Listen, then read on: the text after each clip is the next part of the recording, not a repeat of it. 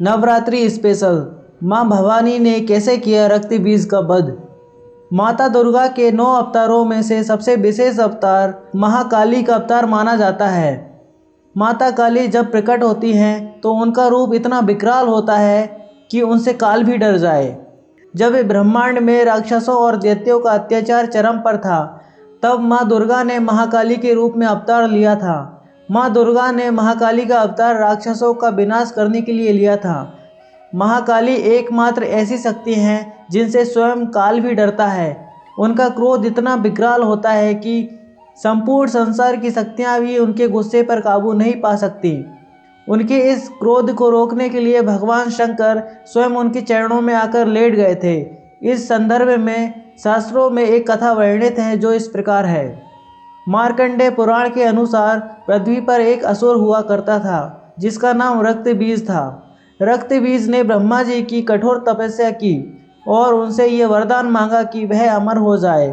ब्रह्मा जी ने उसे ऐसा वरदान देने से मना कर दिया।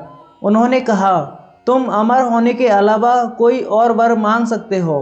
तब रक्त बीज ने कहा, भगवान आप मुझे ऐसा वर दीजिए, अगर मेरे शरीर से एक भी बूंद धरती पर गिरे तो उससे अनगिनत रक्त बीज बन जाएं।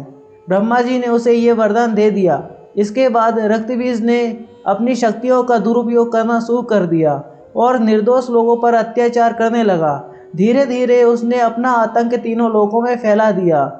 जब देवता उससे परेशान हो गए तो सभी देवताओं ने मिलकर उसे युद्ध के लिए ललकारा और एक भयंकर युद्ध शुरू हो गया।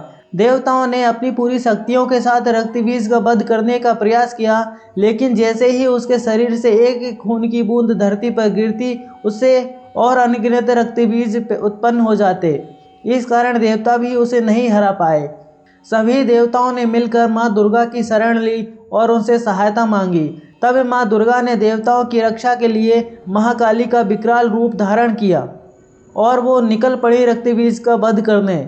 जब वह युद्ध के मैदान में पहुंची तो महाकाली ने राक्षसों का वध करना आरंभ कर दिया, लेकिन महाकाली ने रक्त बीज को जब घायल किया तो उसके खून की बूंद से अनगिनत रक्त बीज उत्पन्न हो गए।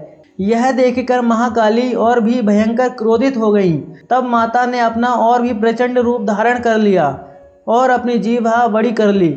जब महाकाली दानवों को मारती तो उनका रक्त धरती पर गिरने की बजाय माता की जीभा पर गिरने लगा और महाकाली दानवों को मारकर उनका खून पीने लगी। इस प्रकार महाकाली ने रक्त बीज का वध किया था।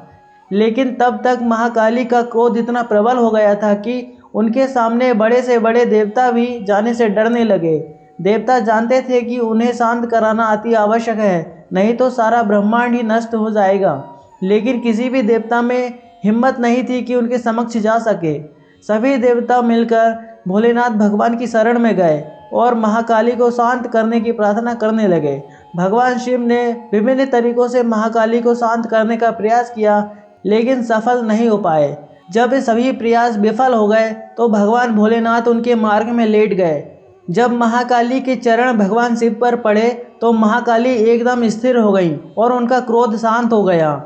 दोस्तों, आदिशक्ति मां दुर्गा के विभिन्न रूपों का वर्णन मार्कंडेय पुराण में अत्यंत अनूठे और विशेष तरीके से किया गया है। दोस्तों, इस कहानी को मैंने अपनी सरल भाषा में बताने का प्रयास किया था। यदि आपको ये कहानी अच्छी लगी तो वीडियो को लाइक करें और शेयर करें, और अगर आप चैनल पर पहली बार आए हैं तो चैनल को सब्सक्राइब करके बेल आइकन को प्रेस कर लें, ताकि ऐसी ही कहानियों का नोटिफिकेशन आपको सबसे पहले मिल जाए। Thank you for watching.